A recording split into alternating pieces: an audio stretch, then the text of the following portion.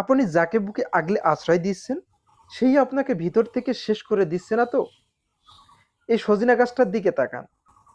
একটা সময় এই গাছটা ছিল প্রাণবন্ত, সবুজ। সেদিনের সেই ছোট্ট অসহায় স্বার্থপর নাকর গাছটাকে এই সজিনা গাছটাই পরম যত্নে নিজের বুকে জায়গা দিয়েছিল, আশ্রয় দিয়েছিল নিজের ডালপালায়। কিন্তু বিনিময়ে সে কি পেল?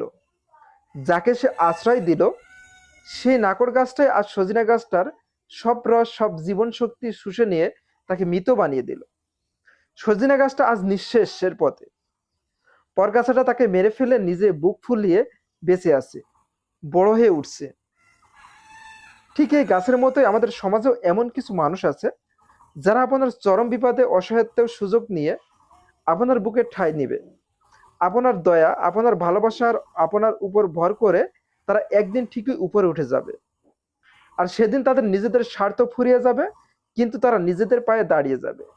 সেদিন তারা আপনার উপকার তো স্বীকার করবেই না, উল্টো আপনাকে সমাজ থেকে, জীবন থেকে মৃত বানিয়ে নিজের বড় মানুষ সেজে ঘুরে বেড়াবে।